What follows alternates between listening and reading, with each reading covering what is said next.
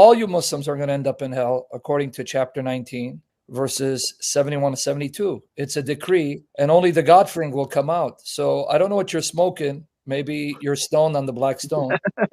Yeah, because you're laughing, because you know what chapter 19, verse 71 says, right? No, I know chapter 9, verse 72. 9:72, which says, all in hell, and only the God-fearing will come out. Are you God-fearing enough, Safras?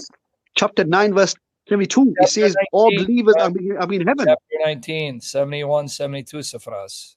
But I'm quoting it 9:72. Yeah, just keep creating contradictions. 1971 says, what did it say? There is not one of you who shall not enter it. And if you read from 66 to 72, it's talking about hell, and it's speaking to your prophet and the people listening. No. There is not one of you that shall not enter it.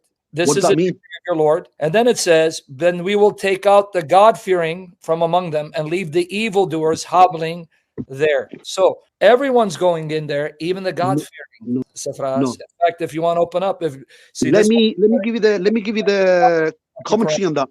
Let me give the commentary, the hadith. So he won't open up the Quran so we can look at it. He's just going to look there and try to pose like a model, because he thinks he's GQ. It's God. It's Sam, that hadith means we're going to walk over hell on the bridge. On the bridge. No, there is no bridge in the Quran. There is a bridge. That bridge. You know the hadith.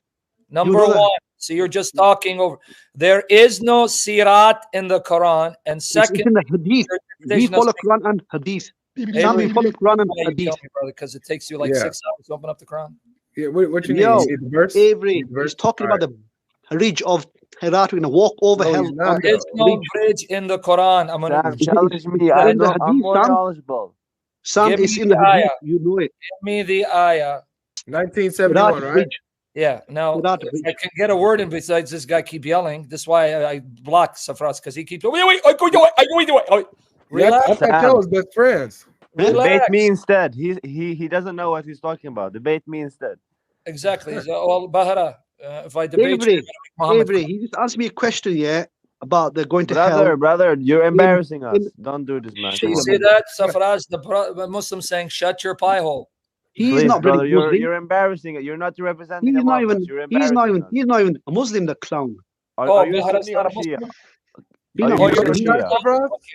Who is he? He's a Shia who loves to do muta. So okay, listen, you're embarrassing us. Okay, brother, please just log off. No, you listen to us. Listen What's to me. Your belief, clown? He's a Shia. He just told you. He wants to do muta with your sister. Yeah. So he's a Ali worshipper. Yeah. All right. Yeah, he goes. Okay, so what? No, I don't worship him. Why? You one of the most evil people around. Listen, Bahara, would you do muta with a sister? Yes. Okay, so you got it. He admitted. Not one of you there is, but he shall go down to it. Go down to it. That for thy Lord is a thing decreed, determined. Now, can you read 72 before he chimes in so I can explain why this means everyone's going to hell? Now, pay attention. Then we shall deliver those that were God-fearing, and the evildoers we shall leave there hobbling on their knees. So this means they're all going down to hell, but Allah will take out the God-fearing. You don't need to take them out if they're not in hell, but he's going to leave the evildoers there. So this tradition about the sirat, the bridge, that's in the hadith. The Quran says they're going to go in it, and only the God-fearing will come out. See that? You want me to explain it? Hell, according to the Quran. That verse is talking about not one of you, meaning you evil ones, the evil ones. No, it didn't say. It says we're going to take out the God-fearing from there. So the God-fearing are evil too? What? But the hadiths are saying it's a bridge over hell. Then we shall deliver those that were God-fearing, and the evildoers we shall leave there, hobbling on their knees. Leave there where? Where's there? Safras. Just deal with the ayat first before we get to the hadith. I'll get to the hadith. When it says evildoers, we will leave there. Where is there? Obviously hell. But then it says we're going to take the God-fearers from there. We will deliver them from there. So what are they doing there? No, but I'm sure this is talking about the bridge again. I told you about that. Bridge? It says you're going to go to it, and we're going to bring the God-fearing from it and leave the evildoers there. So he's going to leave go to it. Bridge? Yes, Sam, that's what I'm saying to you. He's saying we go to it. On the bridge. Okay, yeah. It's a bridge over hell. Sonny, stop embarrassing us. Please leave. So are you saying then Allah's going to leave the evildoers on the bridge? No, he's going to put them in hell. Okay, but it says all of them are in hell and the God-fearing come out. What it says that they're going to pass through hell. It says they're going to go to it, not pass through it. Yes, it's just like me going to a place. I'm going to be there going to it. All right, okay, yeah. This is why I say Avery has patience. That's amazing. Sam, yeah. This Sunni guy is not representing Islam. Don't. The Sunni says you don't represent Islam, especially he said you're going to do muta with his sister. Yeah, because it's okay. No, but he said it's abrogated. Why would you say it's okay? Listen. All the Sunnis, they're stupid. They follow the Prophet. We follow Ali. Yeah, this guy's he's not a Muslim. He's you're playing. If he shows you the hadith, which I have, Bukhari and Muslim, where your Prophet said, if you say La ilaha illallah and you die saying it, you go to Jannah. And then Muhammad's companion said, even if he committed zina and theft, he goes, even if he committed zina and theft. And they asked him a second time, even if he committed zina and theft, even if he committed zina, he was shocked. He added 3 times, and your Prophet insisted. So it is your Prophet that says you can be an immoral pig, but if you die saying La ilaha illallah, you will still eventually enter Jannah. Are you okay with that? By the way, okay, yes, because I got a call from my daughter, so take over.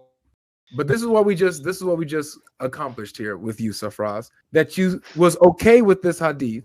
You was okay with immoral people who claim to believe in one God and one God alone, on their death, even though they've committed adultery, theft, and things of this nature. As long as they say there's no God but Allah, then they can go to paradise. You said you were okay with that, but you have a problem with the Christian concept of salvation. If you're saying you're being inconsistent here, stop being inconsistent. If you're going to say that there's a problem here in Christianity, when someone repents and we have the grace of Christ, when it comes to our salvation, you have the problem, a bigger problem, because you can actually be immoral. You can actually be immoral, live in immorality, live in sin, and just say that there's one God and you'll go to heaven. No. I'm not coming to I gave you the hadith in the private if you want to see it. Open it up. Thank you so much. About to put that up. Narrated Abu Dar. I came to the Prophet while he was wearing white clothes and sleeping. Then I went back to him again after he had got up from his sleep. He said, nobody says none has the right to be worshipped but Allah. And then later on, he dies while believing in that, except that he will enter paradise. I said, even if he had committed illegal sexual intercourse and theft, he said, even if he had committed illegal sexual intercourse and theft. I said, even if he had committed legal sexual intercourse and theft. He said, even if he had committed illegal sexual intercourse and theft. I said, even if he had committed illegal sexual intercourse and theft. He said, even if he had committed illegal sexual intercourse and theft, in spite of the Abu Dar's dislike. Abu Abdullah said, this is at the time of death or before it, if one repents and regrets and says none has the right to be worshipped but Allah, he will be forgiven his sins. That's Bukhari.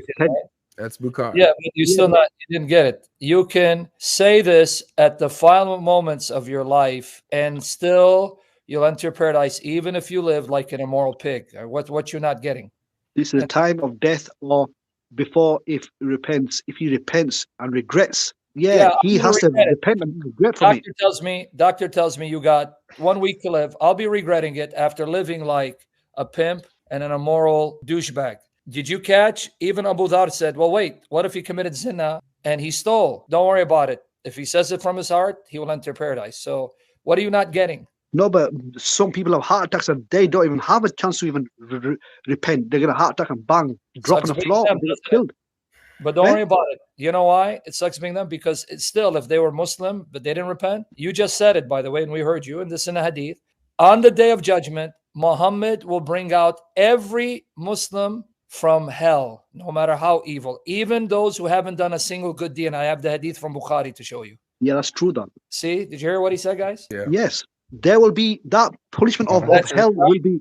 So which religion gives you a license to be an immoral pig? You think hell's a joke? You're gonna be in hell, or just you only here for a year or two. What I'm trying to tell you is that at the end of the day, Muhammad gave you an insurance policy. Okay, yeah, hell sucks, but don't worry about it. You'll be taken out, and a Jew and Christian will be put in your place.